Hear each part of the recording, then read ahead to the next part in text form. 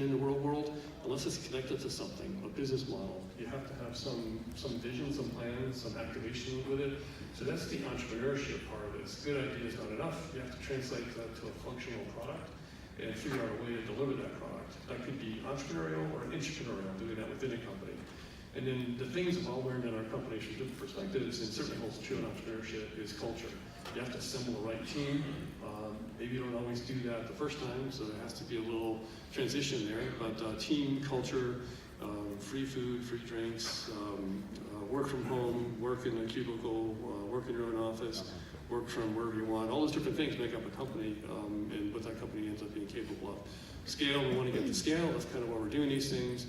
Finance, both kind of managerial finance, which a lot of people in the media business, unless they come from sales or management backgrounds, the kind of idea people aren't always necessarily well grounded in managerial finance, like P&L statements. What does that mean? Especially if they come up to the journalism side. So just kind of managerial finance, cash flow, income, balance sheets, basic things like that, a sales forecast, things like that, helping people with, in the class I teach, I say you don't have to be CPAs. You have to know enough about this so that when a CPA talks to you that maybe works for you, you have some sense, okay, good, I'm comfortable that our company's in good shape. There won't be any big surprises when we present this to our board of advisors, whatever. Revenue, critical, sales leadership, cost, price. The difference between cost and price, which is always confusing in my classes when cost and price gets mixed up. It's like, no, price has to be higher than cost. It won't be in business long, right? Gotta say, this helps more than once. And then capital, I mean, you need that investment capital. Not everybody can do this organic growth. So you have to convince somebody to come in, the kind of friends, schools, family, money, and moving that up to the whole cycle of capital. That's an important element of this. And in the pitch, you have to stand in front of people and sell yourself, essentially. That's the key part of the entrepreneurial process. And then exit. The way I teach the class is the VC kind of model is you go for an exit and then go start another company. But at first you don't have to exit. Some people start a company because that's what they want to do for their life. But that's still a part of it. So that's in a snapshot. This one slide is kind of what we're going to be doing with this online course on entrepreneurship. And then that's kind of the process and the subject matter from an entrepreneurship perspective.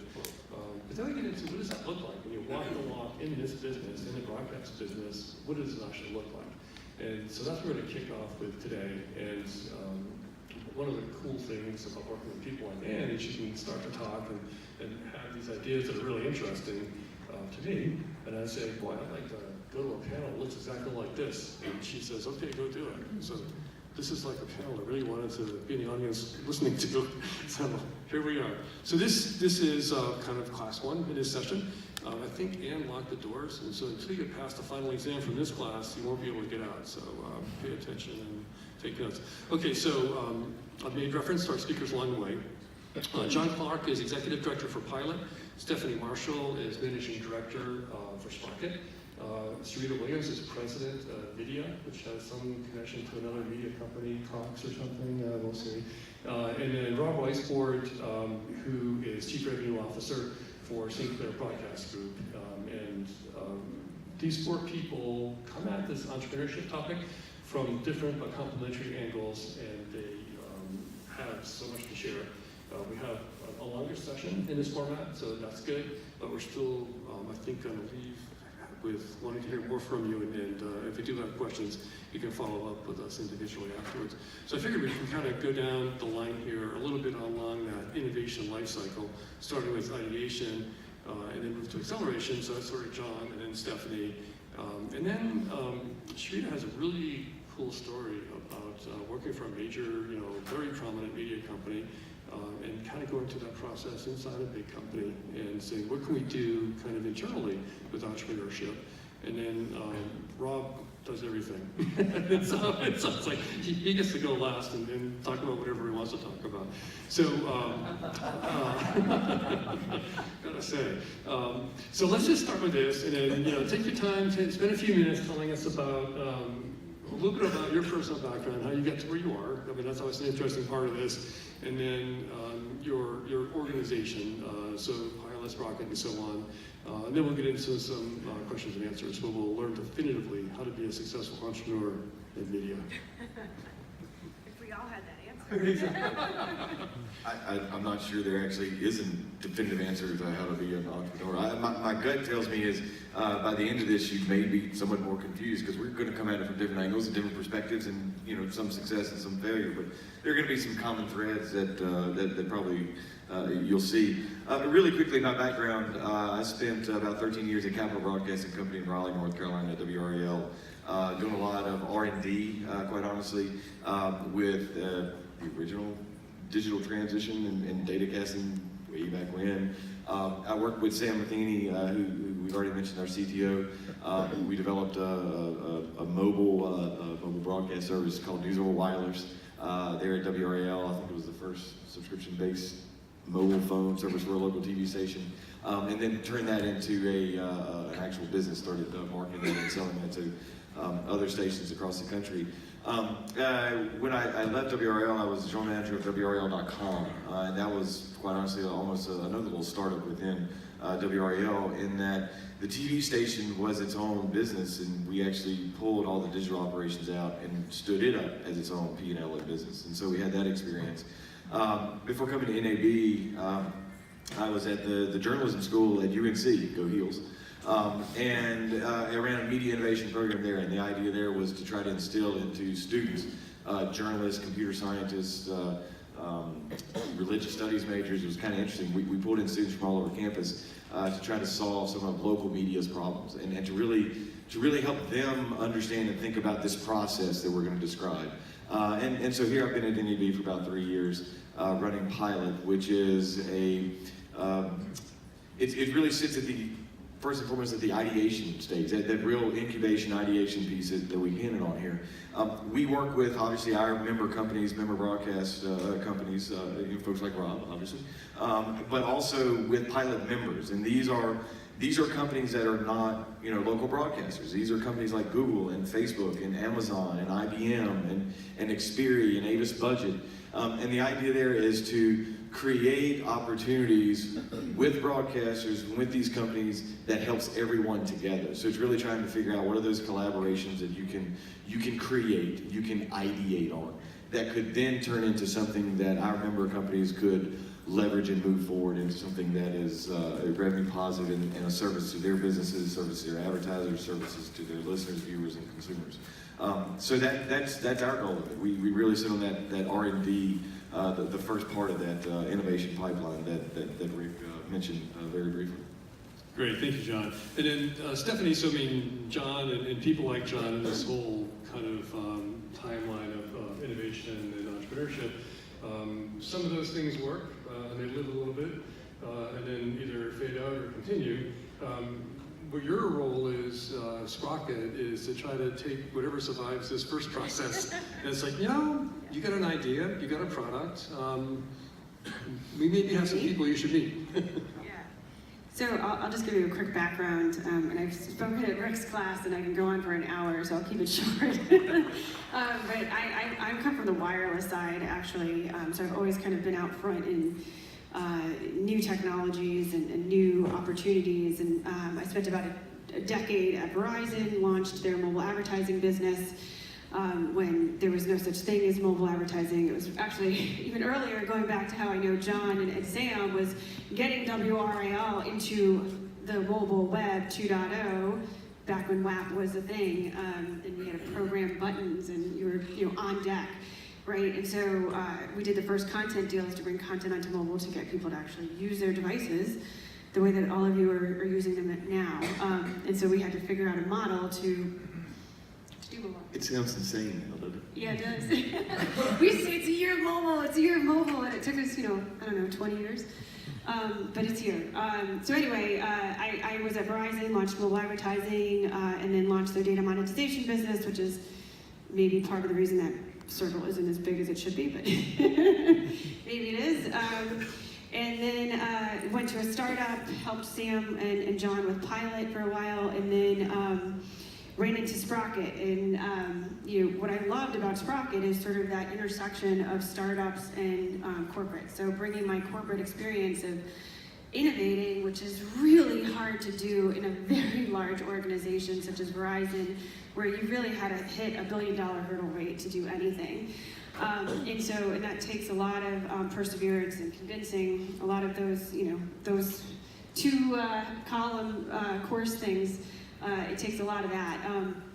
And so what I love about Sprocket, though, is, when I was launching mobile advertising, I wasn't going to convince Verizon to go build a mobile ad network. Mobile ad networks barely existed, right? But startups existed that were addressing that need because they saw a gap in the market, they saw an opportunity in the market, and as a large corporation, I could lower my risk by working with these startups. And so that's what we did, and full circle, we ended up kind of acquiring a couple of them. But that gets you to market faster, it lowers your risk, and that's really what Sprocket does, is we work with our corporate partners, we understand their pain points, we understand the market, and then we go find market-ready startups that can help meet their needs.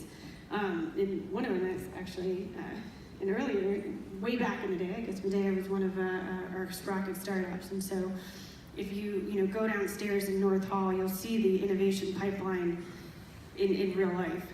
So going from ideation, incubation, and acceleration with some of the Sprocket companies. Thanks, Stephanie. And then, so Sharita is a person that worked at a kind of storied media brand, and it's, I hope I don't embarrass you too much, but when I talk to people that work with Sharita, I mean, it's like smart, visionary, accomplished leader. It's like, wow. So the idea of the entrepreneur and this innovation can be like the crazy inventor in the middle of the night with the aha moment, or it could be somebody who says, there's a pain point, there's a way we can address that pain point. We have resources that may have to be argued for and competed for inside a big company. But entrepreneurship and innovation can happen in a couple of different contexts. It could be the outsider coming in, where a big corporation maybe wants to mitigate risk, or they can say, no, we like this idea, we're going to bet on this idea.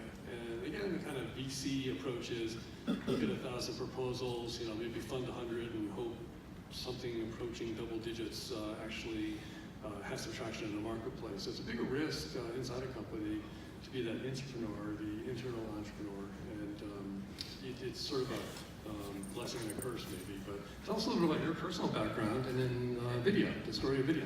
Absolutely. Hi, everyone. So my name is Trudy Williams, president of Videa. For those of you that don't know, we are an automated sales platform that makes it easier to buy local TV stations. We're really kind of the case study for a lot of what we're talking about here today in terms of entrepreneurship. So completely owned and operated by Cox Media Group. We were born inside the company, and really the idea behind the company came from a need that we saw internally. One of our sister companies is a company called Cox Reps, that is sort of the manual version of what we do. So they made national advertisers get their ads onto local TV stations, but in a really kind of handheld way, right? They got to call the stations, they got to negotiate back and forth. It's just a high friction process of getting those ads on the air. And we saw the need to make that business more efficient. There was a gentleman named Brad Smith that helped me found the company inside of Cox. And Brad was at Cox Reps and seeing how hard it was for them to do their work day to day, just because they didn't have a system that reached between the agencies and the TV stations to get those ads on the air and to manage that sales process. And so he's sitting there thinking, we've got to make this better. It's just too hard in terms of the way that we operate. And I'm sitting in a strategy role at Cox Media Group, seeing what's happening with programmatic and digital, and thinking that's what's going to happen. That's going to happen across everything, not just digital, because all programmatic is a more seamless way to connect the person looking at the ad to the person buying the ad. And if you're a rep or anyone sitting in the middle of that chain, you're going to have to play in that game at some point. And so we were luckily successful at convincing some folks inside the company that this was both an opportunity and a threat. And so in the beginning of 2014, got money internally from Cox to launch Videa. We've been very lucky in that a lot of the original premise that we had for the business has come to play. We started on the sell side because that's the side that we knew best in terms of the reps business, but also being a broadcaster and owning TV stations. So we knew the pain points, but we also knew the stuff that worked well for TV. And we didn't come in and try and treat TV just like digital. We knew it had to be a forward reserve market.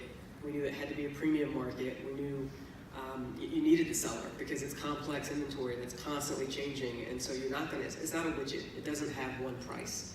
The audiences are always changing, the content's always changing, and the most valuable parts of the schedule are the ones that's always changing.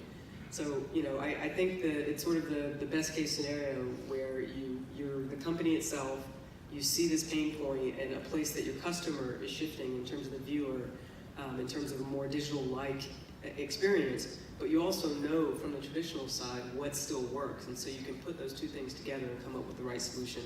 And we've been lucky and fortunate to do that, and fortunate to work with a lot of the same folks that a sister company does, and well beyond that, which was also part of why we started the company, is we believe we could reach an even broader part of the market than what Cox Reps did. So lots of lessons learned along the way. I'm sure we'll touch on that here today. It is a blessing and a curse.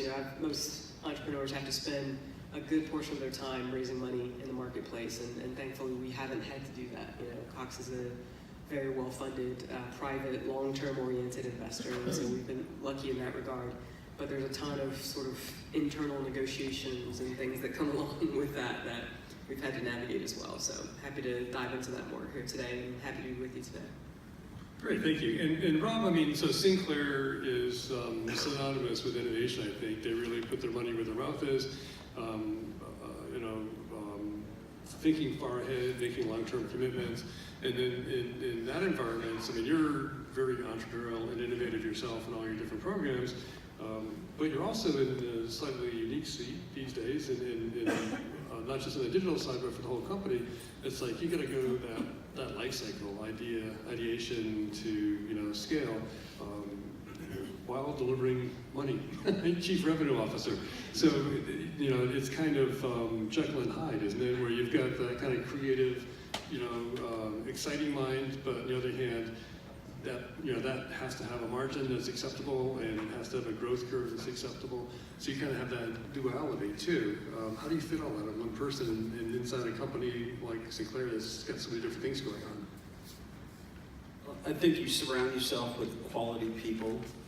You know what you know, you don't know what you don't know, so you try to fill those gaps with those people that surround you and with your own core competency. So I think it all starts with a vision and a belief. And as an entrepreneur, you have to be the evangelist. You have to be able to have really thick skin, because people are going to take shots at you left and right. The best line is out of the movie Moneyball, when Billy Beane went to go see John Henry from the Red Sox, and he said to him, pushing that and changing things, you will never win a World Series unless you follow yours, have your conviction, forever change the game. The rest of the guys will become dinosaurs. And any successful team in Major League Baseball now is playing Moneyball, and the dinosaurs got laid up in a museum somewhere to go get visited. And I really believe that way, is that if you have, my job is to disrupt the status quo. Right? I firmly believe that is, there's an adage by Wayne Gretzky, and I like to do a lot of sports analogies, is you go where the puck's going, not where the puck is. And we could be in denial and say nobody watches video on demand, and then you'd be out of business.